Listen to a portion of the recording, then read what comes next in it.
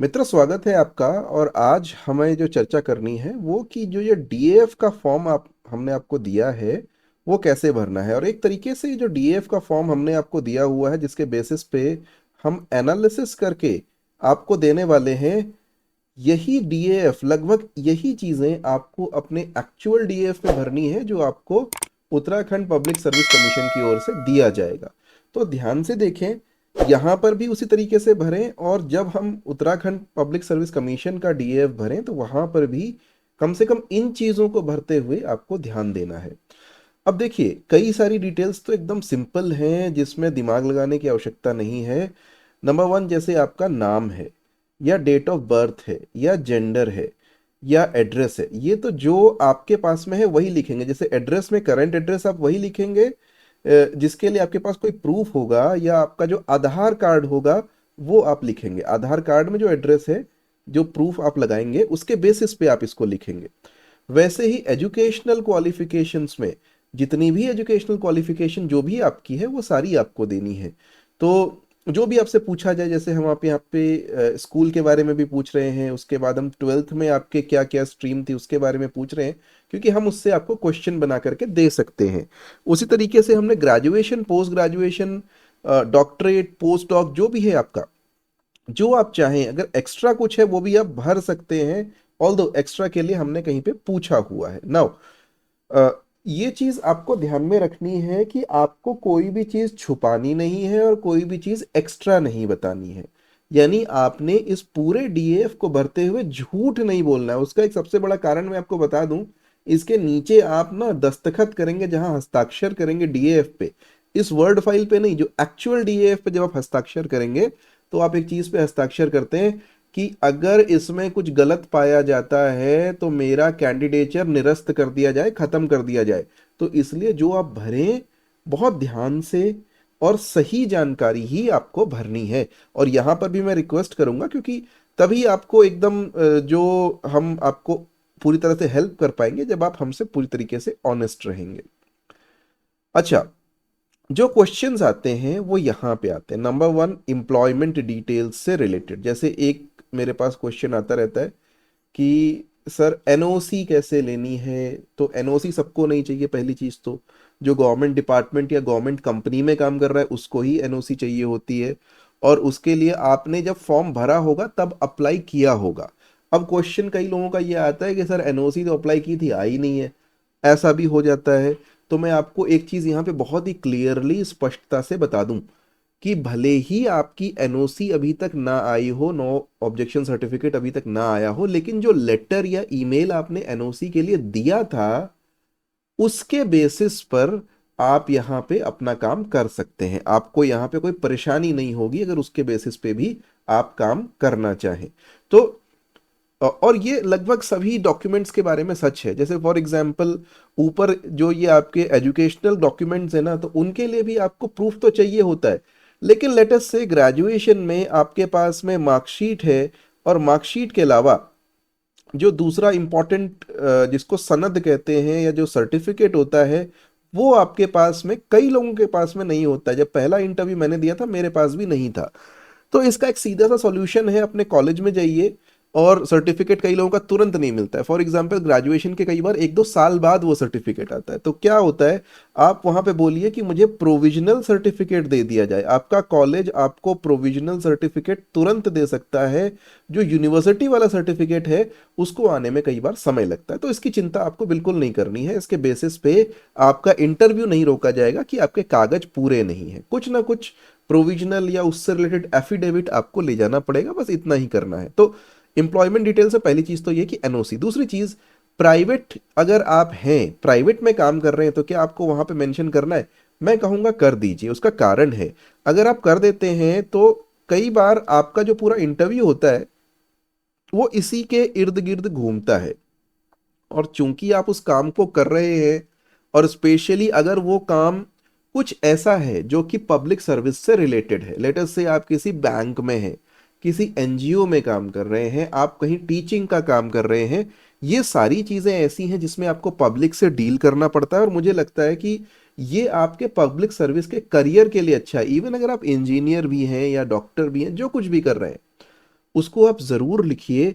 और उसको आप एक दिमाग में आपको ये भी रखना चाहिए कि किस तरीके से पब्लिक सर्विस से, सरकारी नौकरी से, जिस जॉब के लिए आप जा रहे हैं उससे आप जोड़ सकते हैं। तो मैं ये कहूँगा यहाँ पे अधिकतर लोगों को मेरा परामर्श ये रहेगा कि आप अपना जो एक्सपीरियंस है वो लिखिए। हाँ, हो सकता है किसी की कोई स्पेशल कंडीशन हो, उसके लिए आप मुझसे चर्चा कर सकते हैं अलग से। नीचे नंबर भी दिए हुए हैं, आप उस पर हमें कॉल भी कर सकते हैं। देन एक जो बहुत बड़ा मुझे हेमंत सर ने बताया कि इशू आ रहा है बच्चों को, वो ये आ रहा है कि यहाँ पे जो लिखा हुआ है पॉइंट नंबर 9 में, पोस्ट फॉर विच अप्लाइंग और एलिजिबल मेंशन ऑल। तो यहाँ पे क्या है, एक तो जिसे कहते हैं समेकित पोस्ट। समेकित में कई लोगों का हो रखा है और कई लोगों ने केवल उसके लिए ही अप्लाई किया है, लेकिन इसके अलावा भी जो बाकी पोस्ट्स हैं उसके लिए कई लोगों ने अप्लाई किया हुआ है, और वो भी आप चाहें तो भर सकते से। हो सकता है किसी पर्टिकुलर डिपार्टमेंट में स्पेसिफिक अर्हता चाहिए हो, उसके लिए अगर आप एलिजिबल हैं तो वो भी यहाँ पे लिख दीजिए। उसका लिखने का केवल एक सेंस है, यहाँ पे केवल एक कारण से पूछा गया है कि अगर हम उस डिपार्टमेंट से रिलेटेड प्रश्न बनाएंगे तो कैसे बनाएंगे, जब तक हमको पता नहीं है कि आप क्या, कौन सी आपने पोस्ट भरी हुई है। देन कोई प्रेफरेंशियल या स्पेशल क्वालिफिकेशन, ये आपके डीएफ में भी पूछा गया है। जैसे एनसीसी अगर आपकी है, या टेरिटोरियल आर्मी में आप रहे हैं, या और कुछ अगर आपकी क्वालिफिकेशन है, स्पेशल क्वालिफिकेशन है, आप उसको यहाँ पे जरूर मेंशन कीजिए। नंबर 11 पे, ये जस्ट फॉर्मेलिटी है, लेकिन अगर बाई चांस होता है किसी का तो ये बहुत ज़रूरी भी है। ठीक है, अगर कोई क्रिमिनल केस आपके अगेंस्ट में है, या कभी आप कन्विक्ट हुए हैं, अगर कभी आप डी बार हुए हैं, या आपको कंपलसरी रिटायरमेंट दिया है, या ऐसा कुछ भी है, तो आप उन डिटेल्स को यहाँ पे लिखिए। उसका कारण ये है, वहां से क्वेश्चन बनना तय है, और अगर क्वेश्चन बन रहा है तो हम चाहेंगे कि हम आपको उसके लिए भी प्रिपेयर कर सकें। नेक्स्ट है point number 12, hobbies, interest, extracurricular achievements. बहुत इंपॉर्टेंट है, बहुत सारे लोगों का जो इंटरव्यू है इसके आसपास घूमता है, स्पेशली जो फ्रेशर्स होते हैं। अब यहाँ पे लोग ना, जैसे मेरे पास में पिछली बार में डीएएफ आए तो लोगों ने 8 8 10 10 हॉबी लिख दी, कुछ लोगों ने। उनमें से कई लोग सेलेक्ट भी हुए, बाद में हमने उन्हें बताया कि भाई इतनी मत लिखो, उन्होंने उस हिसाब से लिखी, वो सेलेक्ट भी हुए। उनको हमने जस्टिफाई करना भी बताया किस तरीके से आप कर सकते हो, क्या कर सकते, कैसे इंटरव्यू में बोलना है। तो कहने का मतलब है यहाँ पे वो हॉबी लिखनी है जिसके लिए आप सीरियस हैं, और ये लिखना मैंडेटरी नहीं है। आप ये भी कह सकते हैं कि साहब हमें प्रिपरेशन करते हुए कभी समय ही नहीं मिला हॉबी का, या हम जॉब में हैं, या जो कुछ भी आपकी कंडीशंस हैं, वो भी ठीक है। तो जबरदस्ती नहीं है। जैसे अगर किसी ने बचपन में चेस खेला हो या क्रिकेट खेला हो तो क्रिकेट हॉबी लिख देना। अभी क्रिकेट भारत में 1 अरब लोगों की हॉबी है, मेरी भी है, जबकि मैं देखता नहीं हूँ, बचपन में मैंने बहुत देखा है। उसी तरीके से रीडिंग हॉबी बहुत सारे लोग लिख देते हैं। तो रीडिंग हॉबी बहुत ही ज्यादा जेनेरिक हॉबी है, रीडिंग नहीं। आप एक अगर किसी पर्टिकुलर जॉनर को पढ़ते हैं, जैसे आप कह देंगे कि रीडिंग नॉन फिक्शन बुक्स, या रीडिंग सम पर्टिकुलर, अगर फिक्शन का एक पर्टिकुलर जॉनर है तो उस तरह की बुक्स, तो वो अच्छा है। Reading poetry, reading Hindi poetry और इंग्लिश पोएट्री।